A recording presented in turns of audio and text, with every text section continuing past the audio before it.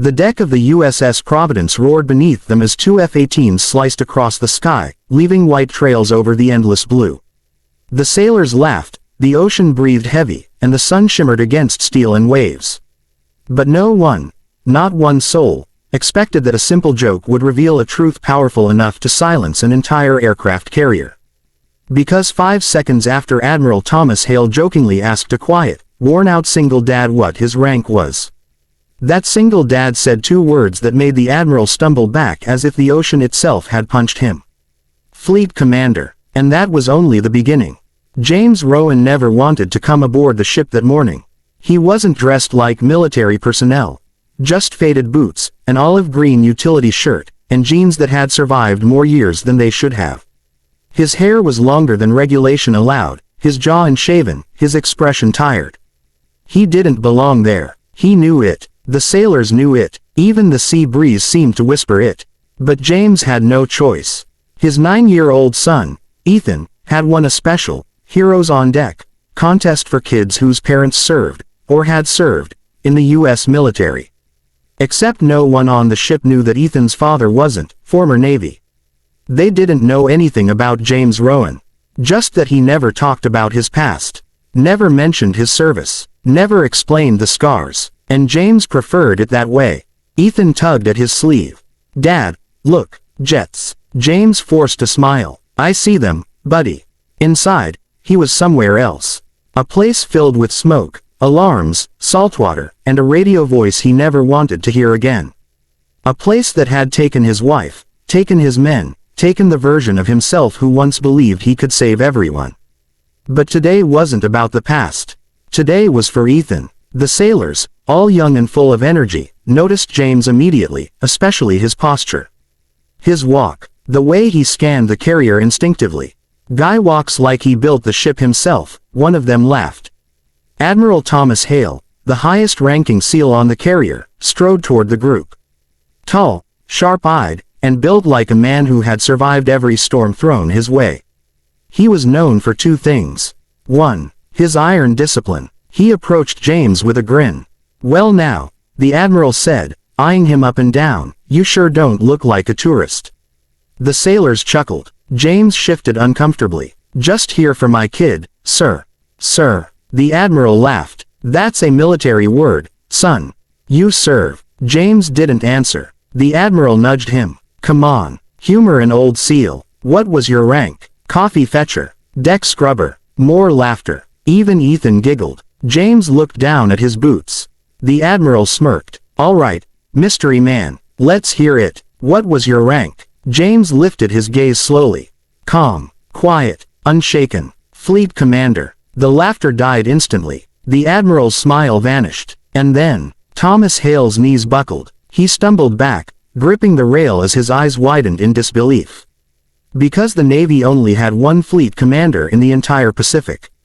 And he had been declared dead 3 years ago. Rowan, the Admiral whispered. His voice trembled, though he was a man who had survived 4 combat tours and 2 ship disasters. James Rowan, but you went down with the Harbinger. The whole fleet. James cut him off sharply. Stop. Not in front of my son. The Admiral swallowed. You're supposed to be dead. A long silence. Ethan looked up at his father. Dad, what is he talking about? James's heart clenched. He had run from this moment for years. He had buried everything under layers of silence, grief, and guilt. But the truth had finally clawed its way back. He knelt beside Ethan. I was in the Navy, buddy. A long time ago. That's it? Ethan asked. James wished it were. The Admiral stepped forward, voice soft. James, 46 sailors died that day. But the intelligence you sent out, we never knew how it got through. It saved 2 entire carrier groups. You saved thousands of lives. You were a hero. A hero. James said bitterly. I was the commander. They died under my watch. The sailors looked at him differently now, not with mockery, but shock and respect. After the wreck, after I lost Claire, James's voice cracked. Ethan grabbed his father's hand. You mean Mom? James nodded. She died saving Ethan from the flooding compartment, the Admiral explained quietly. She was Navy too, one of the bravest. James's throat tightened. The pain was raw, even after years. I couldn't face the medals.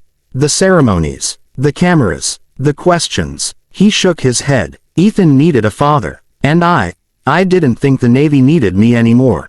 The Admiral stared at him. James, the Navy never stopped looking for you. I didn't want to be found. The Admiral hesitated. You should know. The report was wrong. The wreck wasn't your fault. James froze. Every part of him stopped breathing. What did you say? Hale took out a small data drive. We found new evidence. Sabotage. The enemy had compromised the engine room. You couldn't have saved the ship. No one could have. James felt his knees weaken. For years, he had lived with guilt that wasn't his. He closed his eyes. His shoulders shook. Ethan hugged him tightly. The Admiral placed a hand on James's shoulder. We want you back, he said quietly. The Navy needs leaders with hearts like yours. Ethan would get full support. Education, housing, everything. You'd have a family again, a purpose. James looked at the ocean, letting the wind carry away years of pain. He saw Claire in the waves. He saw the men he'd lost. He saw the life he walked away from. But he also saw Ethan, stronger now, braver, watching his father with wide hopeful eyes. Dad, Ethan whispered, do you want to go back? James took a long breath. Yes, he said finally. But only if it gives you a better life too. Ethan grinned. It already does. The Admiral smiled for the first time since hearing the impossible truth. Welcome home, Fleet Commander. And for the first time in years. James Rowan let himself believe those words. James's journey reminds us that grief can bury a person, but purpose can bring them back. He walked onto that aircraft carrier as a broken single dad, but walked off as a hero rediscovering his worth. Sometimes life gives us a second chance not to erase the past, but to rewrite what it means. And sometimes, the strongest leaders are the ones who had to learn how to stand up again. For their children, for their future, and for themselves.